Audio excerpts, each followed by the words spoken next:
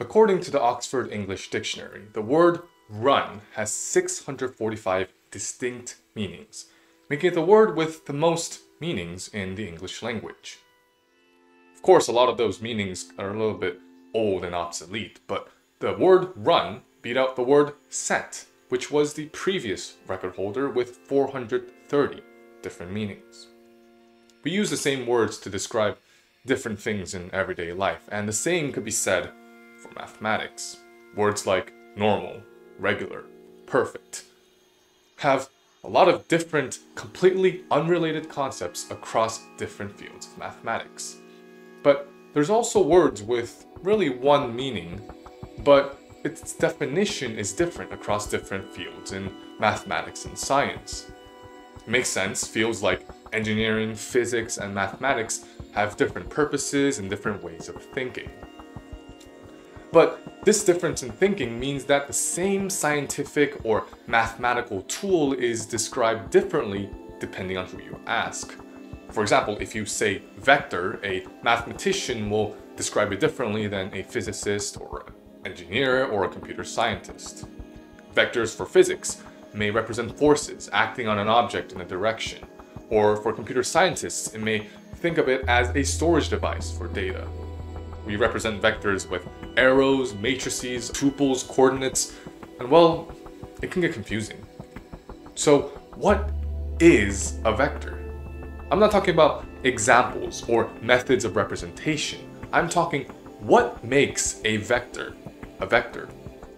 And this is a question for mathematicians to answer. And the answer?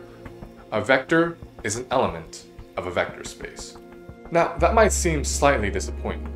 I mean, it seems like I'm just recursively defining a vector. Like, a vector is an element of a vector space. What's a vector space? It's something that contains vectors. It seems unsatisfying. I mean, it's like if I said words are the things you find in a dictionary. Of course, that's true, but that's not what makes a word a word.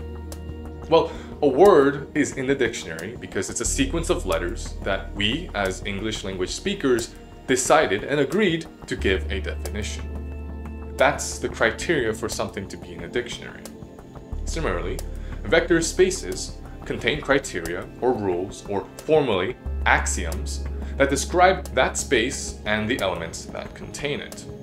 Unfortunately, there's a pretty decent number of rules, so instead of naming every rule every time someone wants to describe what a vector or a vector space is, we just describe a vector space as a set with some operations that follow these rules or axioms, and say that a vector is an element of that vector space.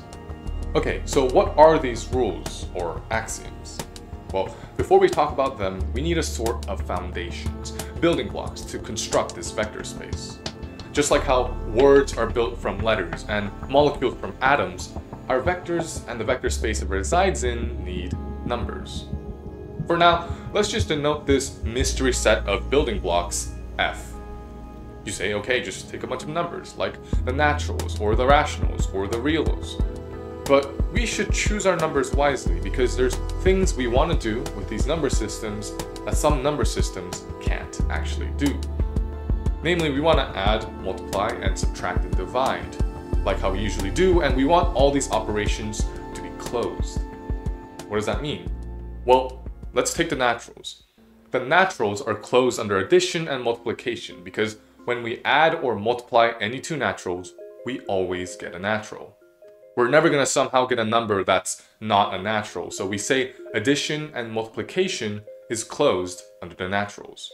Now, what about subtraction and division? Well, instead of just defining them separately, we kind of make them a sort of extension to adding and multiplying. To do so, we need two things: inverses and identities. If we want subtraction or division, we need every number in our system to have what's called an additive and a multiplicative inverse. Well, what's an inverse? That's where the identity elements come into play. We call the additive identity 0, where for any number a in our field, a plus 0 is a. Pretty simple. So to describe an additive inverse of some number a, we want a number, let's say b, such that a plus b is the additive identity 0. And we denote this inverse number minus a. Similarly, for multiplication, the multiplicative identity is denoted 1, such that for any number a times 1 is a. Then the multiplicative inverse of a for a non-zero a is a number b, such that a times b is the multiplicative identity 1. And this inverse element we denote a to the negative 1. Now then, subtraction is just adding an inverse element, and division is multiplying by an inverse element. Hopefully things are starting to look pretty familiar, but you might ask, why go through all this to define subtraction and division using addition and multiplication instead of just defining them separately? Well, it may seem complicated, but it actually makes things easier since we only have 2 operations we really need to worry about rather than 4. This is important because now we are setting our axioms for these operations. We have already talked about identities and inverses, and again, we just need every number to have an additive and multiplicative inverse, as we have just described, with 0 being the exception for the latter, in order to define subtraction and division for every number. Now for some new rules. We want both addition and multiplication to be associative and commutative, since they're important properties that we use pretty often. We also have the rule of non-triviality, which just says that our identity elements cannot be the same, so 0 is not 1. Finally, we obviously want our addition and multiplication to work together, so we have distributivity of multiplication over addition. These are the rules or axioms that we want our number system to have. And so any set equipped with these 2 binary operations, addition and multiplication, following these axioms, we give a name: field. Fields are algebraic structures like groups and rings. If you don't know what these are, it's similar to fields in that they're just sets equipped with operations following certain rules. In fact, the axioms for groups and rings coincide with some of these field axioms. For example, a group, from which group theory is based, is just any set with 1 instead of 2 binary operation, such that it's associative, and there's the identity and inverses for every element. These are just 3 axioms of addition that we discuss for fields, but instead we call this operation the group operation. If we add the 4th axiom of commutativity, then we have what's called an abelian or commutative group. If we want, we can call the first operation addition, add a second binary operation called multiplication, and have associativity, identity, and distributivity for multiplication. These rules give us a ring, and adding commutativity gives us a commutative ring. If we put our non-triviality axiom, it just excludes the trivial ring of just the element 0. And finally, if we have multiplicative inverses for every element except for 0, then we finally get a field. So we can see that adding or removing axioms create different algebraic structures. And the beauty of it is, any set of things that follow the axioms of an algebraic structure is that algebraic structure. That's why abstract algebra is such a powerful tool, because it doesn't need to just be numbers. These sets can be numbers, but it can also be symmetries, functions, matrices, polynomials, whatever. As long as they're well defined and closed in the given operations, and follow the necessary axioms, they make an algebraic structure. Okay, let's get back to fields. What are some examples of fields? We were talking about the naturals and how they're closed under addition and multiplication, which is good, but they don't have inverses. The additive inverse of 5 is minus 5. Which is not a natural, and the multiplicative inverse of 5 is 1/5, which again is not a natural. If we expand our set to the integers, we can solve the additive inverse problem, but we still need multiplicative inverses. To solve that, we need the rationals, which indeed is a field. We have inverses for both operations, we have associativity, commutativity, identity, distributivity, and non-triviality via the addition and multiplication we are familiar with in the rationals. Other immediate examples of fields are the reals and the complex numbers. I'm sure we're so familiar with these number systems that most of us probably have the field axioms ingrained into our minds without even knowing what they were. In fact, most of you would probably scoff at some immediate consequences from the axioms. For example, 0 plus 0 is 0, and minus 0 is 0. Any number times 0 is 0. The minus of any number is minus 1 times that number. If two numbers multiply to 0, then at least one of them are 0. The multiplicative inverse of 1 is 1. The additive inverse of an additive inverse of a number is that number. And finally, that negative sign can move around in multiplication, and so on and so forth. These may look intuitive, but don't take them for granted, because not all fields are as familiar as the rationals or the reals. Still, for the sake of what we're doing today, when I say fields, it's okay to think of just the rationals or the reals or the complex numbers instead of all these axioms. But when we want to prove things, we need concrete axioms as a starting point, which is why formalization is really important. But also, remember, any set with two binary operations that satisfy our field axioms is a field, which leads to some pretty interesting and less trivial fields. You can, for example, have a field with 4 elements. We'll call O, I, A, and B, with O as our additive identity and I as our multiplicative identity. Then we can define addition and multiplication like this. If you want, it's a good exercise to look at this chart and make sure that the field axioms are all true. There's also fields with prime number of elements we can describe using modular arithmetic. For a prime number p, consider a set 0, 1, 2, all the way to p minus 1 with addition and multiplication of the normal integers. However, if we get a number greater than p minus 1, we reduce modulo p. That is, we divide by p and take the remainder. This remainder will always be in our set, so our two operations are indeed closed.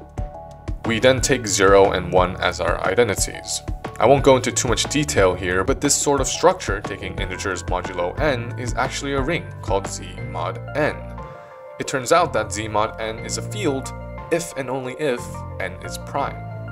Again, I won't go into specifics, but notice that if n was composite, then Z mod n couldn't be a field, since n can be factorized into numbers other than itself in 1. For example, let's say the integer n is equal to a times b for a, b, not 1, or n. We can also deduce that neither a or b are 0, assuming n is not 0. Then in Z mod n, a times b is equal to n is 0, since the remainder of n divided by n is 0. Since we get a times b is 0, in a field this must mean that either a or b are 0, but they're not. So if n is composite, then Z mod n can't be a field.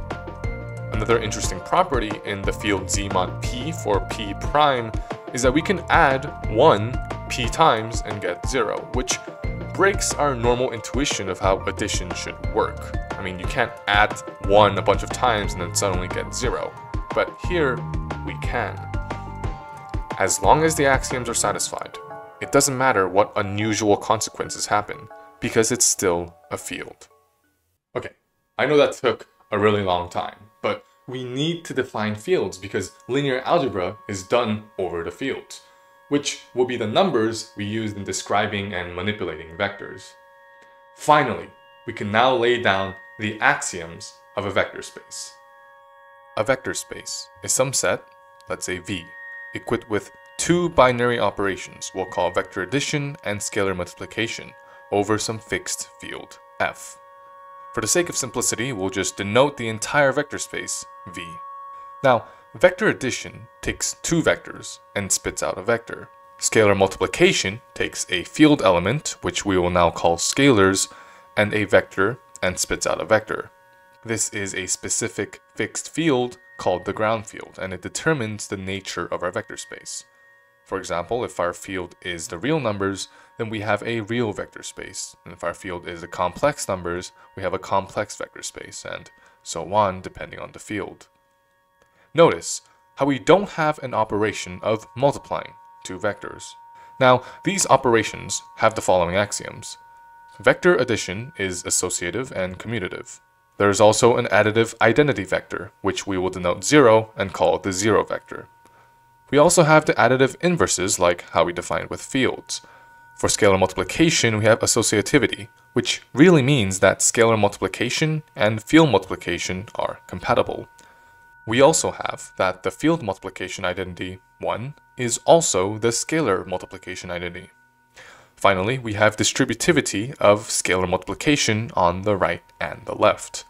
Again, this might seem like a lot, but it's really kind of like how we do addition and multiplication with normal variables, except now there's some special 0 variable and we can't multiply or divide by variables.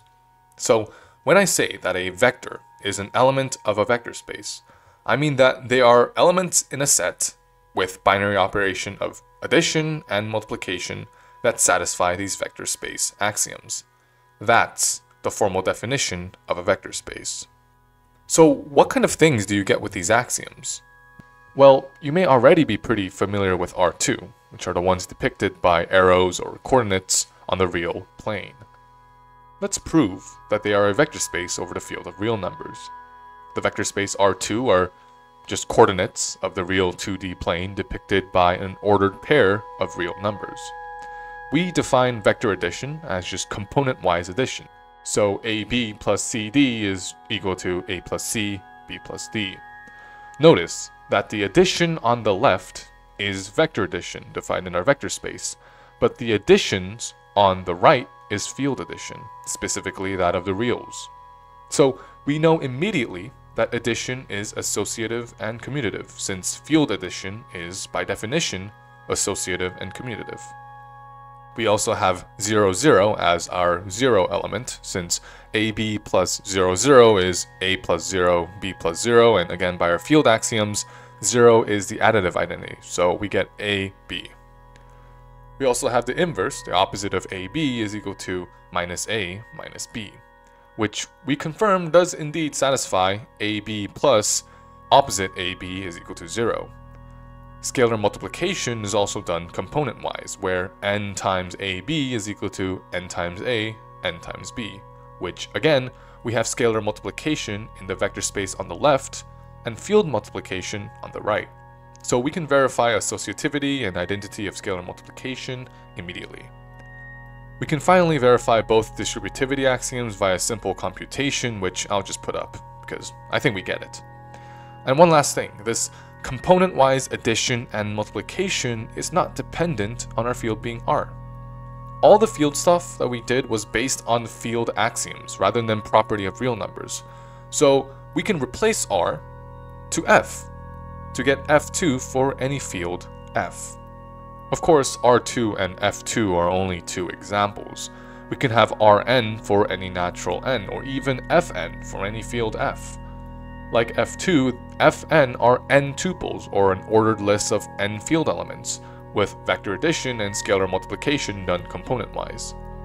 But our axioms allow much more than that. For example, take the set of all polynomials over a field F. They too are a vector space. Indeed, if you add two polynomials, you will get a polynomial. If you multiply a polynomial by a scalar, it's still a polynomial. 0 is the identity polynomial, and all the other axioms of associativity and whatnot are also satisfied. So polynomials are vectors. How about real and complex valued functions? You can definitely multiply and add functions to still get a function. It turns out that there are vectors in the function space. Matrices of a given size are also vector spaces. Solutions to a homogeneous linear differential equation form a vector space. If you know some differential equations, you may have learned that the sum and multiples of solutions of a homogeneous linear differential equation is still a solution, and so on and so forth. So that means that any fact, theorem, concept, algorithm that we find about vector spaces can apply to all of these different vector spaces. A single idea about vector spaces is an idea about coordinates and matrices and functions and polynomials and differential equations and so on and so forth. That's the beauty and power of abstraction. I think many may see all this stuff about axioms and abstract algebraic structures very tedious or not very useful. Of course, modern applied mathematics disagrees, but even so, in the pursuit of truth, in the pursuit of knowledge, we cannot be arrogant. Just because things seem to work doesn't mean that it's true, that it works all the time. Mathematics is the most precise tool used in science, not dictated by experiments or data, but in fundamental truths of logic. We don't know everything. In fact, mathematically, Gödel's incompleteness theorems says that we can't prove everything, including the consistency of the set of foundational axioms we do everything with. Mathematics and truth is chaotic and incomplete. Abstraction and formalization is our way of being humble, of acknowledging our limits, realizing that truth is not easy to derive, not something we should take for granted. And in doing so, not only do we make our truths rigorous, but we discover newer, more powerful, and more interesting results. And we've only just begun. It took a while to even describe the rules, but now that we know them, we can start playing with them. In the next chapter, we'll look at linear algebra concepts like linear combinations, span, linear independence, and basis to get the foundational ideas and tools of linear algebra. We'll see how they're just more than random concepts that happen to be useful in engineering or physics, but crucial, necessary, and intricate instruments to formulate theorems, solve problems, and describe the truths of the universe. Until next time.